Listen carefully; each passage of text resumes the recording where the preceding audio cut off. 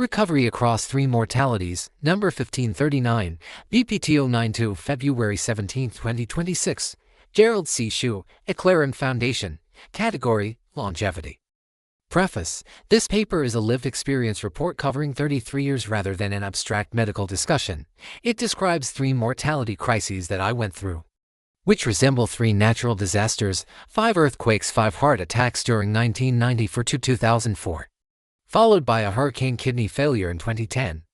And then a compound disaster of a storm combined with an earthquake hemorrhagic stroke in mid-2025.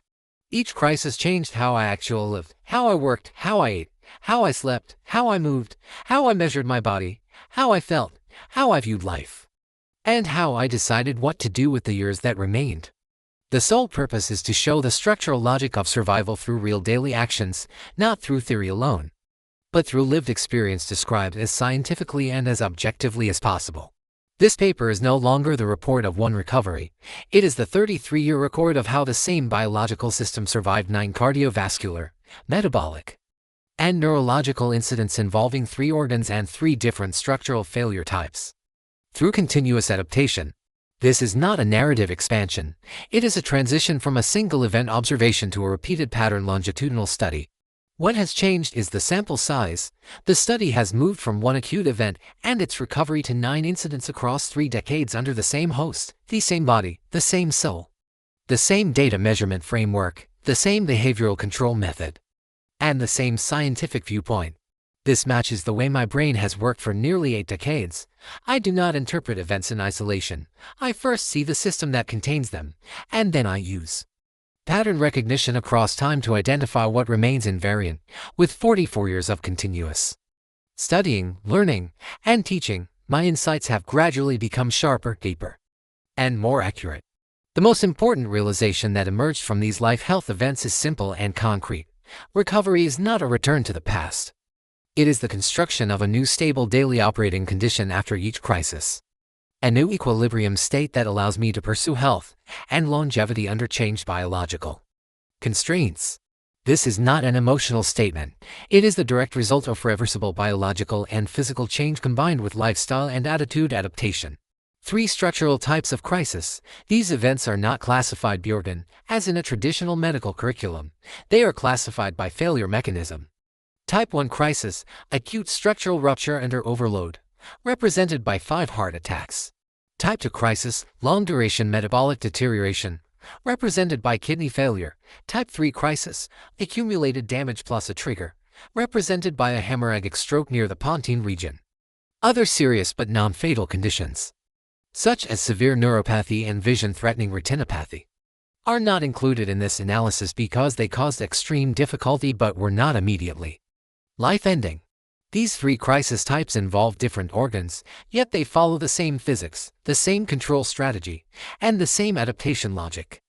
This is why the model is organ-independent and mechanism-driven. 1994 to 2001, the first cardiovascular episodes of earthquake analogy type 1 crisis, acute structural rupture. My first heart attack occurred in 1994. It was the 3rd heart attack in 2001 that became my first true wake-up call. It was a sudden structural failure that forced an immediate change in both my career and my daily life. The primary cause was prolonged and extreme business stress. I built a Silicon Valley startup from $300,000 in funding into a multi-billion-dollar public company on NASDAQ within 8 years. During that 8 years period, I also faced a $500 million lawsuit from a major competitor and was arrested 3 times for actions that were later ruled by the court to be completely legal, with the judge confirming my innocence.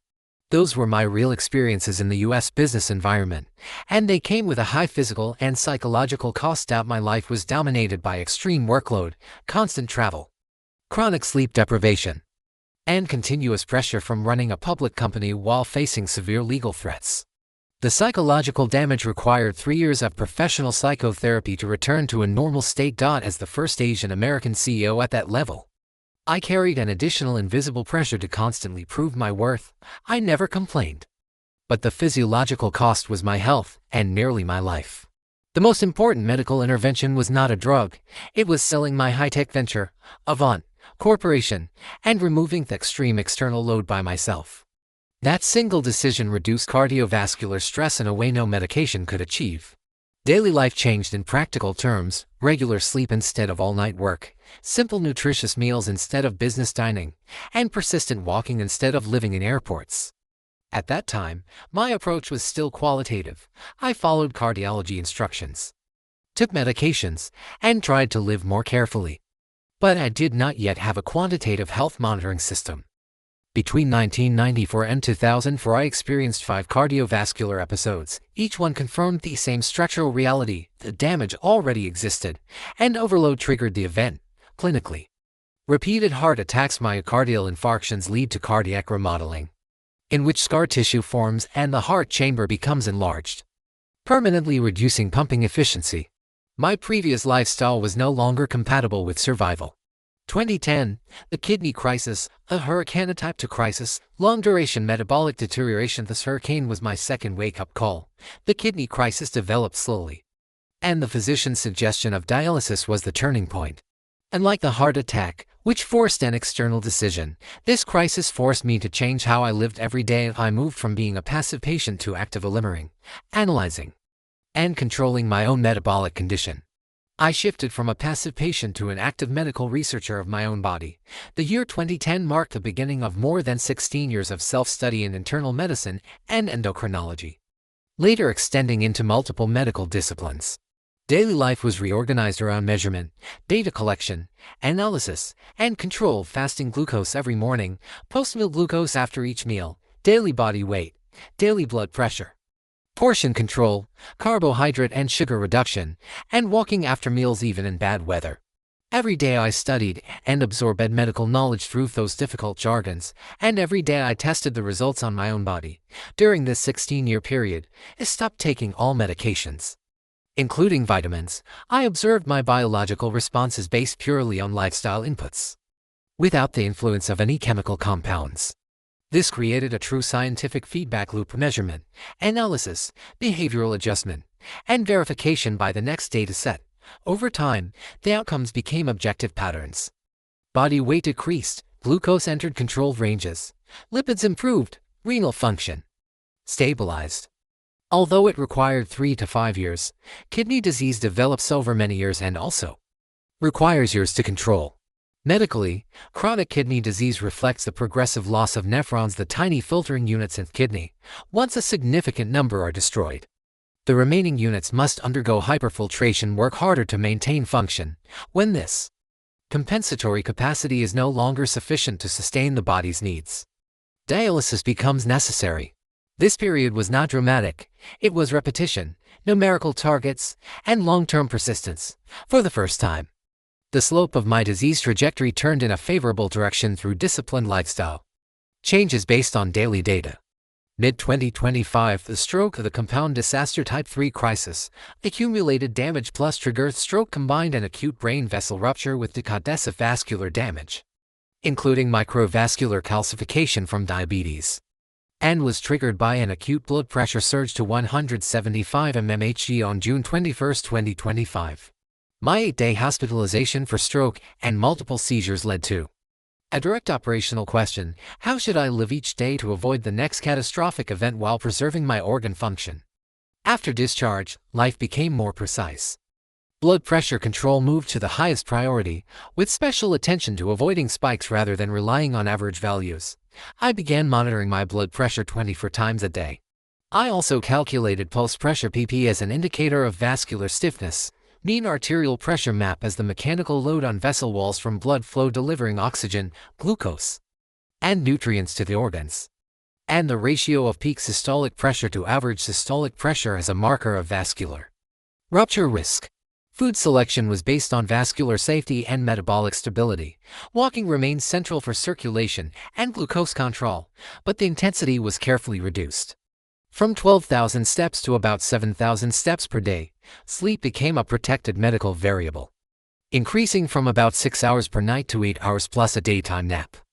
Daily cognitive training began through continuous reading, analysis, thinking, and writing. Most people are not aware of the importance of cognitive health for longevity, even though public health research shows that cognitive decline is strongly linked to modifiable vascular and metabolic factors. There were measurable memory limitations, including partial loss of recall for names of people and places, difficulty retrieving some recent events, and a reduced speed of recall. At the same time, there were clear and quantifiable recoveries of about 40% within the first 3 months after stroke. I immediately returned to handwriting practice, increased my reading and research productivity, and resumed independent daily living. However, my cognitive capacity then rose to approximately 3 times my pre-stroke level. I even regained to academic disciplines I had learned 5 to 6 decades earlier at topology from my university years in Taiwan and stochastic methods from UC Berkeley, which have now become daily tools in my medical research.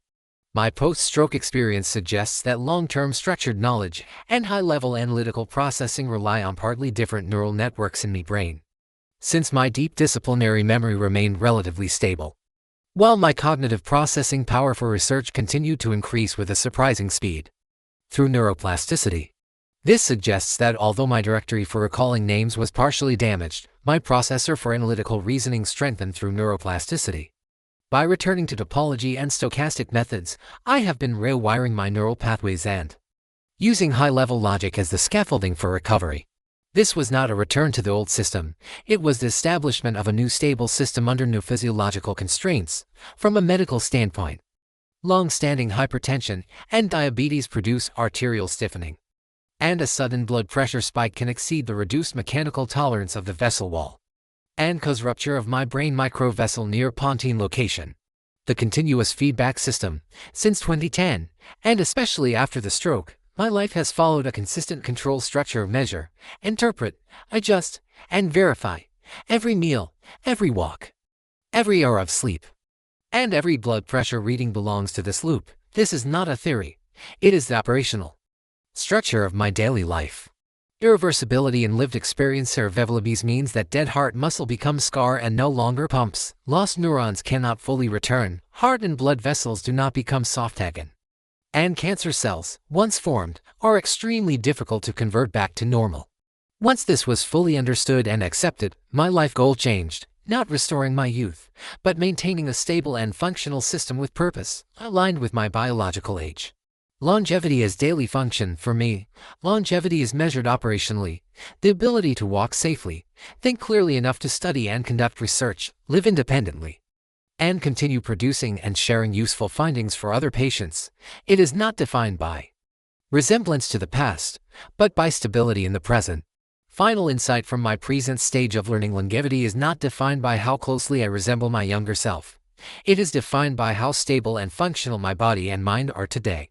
What matters is not whether I can return to my previous peak condition, but whether I can walk safely, think clearly, live independently, and continue to produce meaningful work under my current physiological and psychological limits.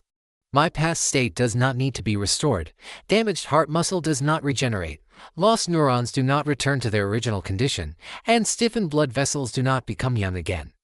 Therefore, the correct goal now and in the future is not to recover the old system, but to maintain stable operation of the new one. I do not miss my former CEO life. Enjoy my present quiet and meaningful medical research life. Stability in the present means that blood pressure remains within a safe range without dangerous spikes. Glucose stays controlled after meals. Sleep is regular and restorative. Daily movement supports circulation, and cognitive function is strong enough for sustained reading, thinking, and writing. This is a practical and measurable definition of my longevity. It is based on daily function, not on memory of the past. We live only once, and the goal is to live this present stage as fully and as well as possible. Conclusion: the earthquake, the hurricane, and the compound storm were not only diagnoses, they were structural turning points that forced a complete redesign of my daily life. What this paper reports is a 33-year longitudinal experiment in the same biological system, 9 incidents, 3 failure mechanisms, 1 continuous adaptation model. Longevity is not a return. It is the stable and purposeful operation of a permanently changed system. Disclaimer: I write this paper not for fame, but to share what I have learned so others can understand their health, prevent disease, and live longer, healthier lives. This content is provided for educational reference only and does not constitute medical advice. No doctor-patient relationship is created.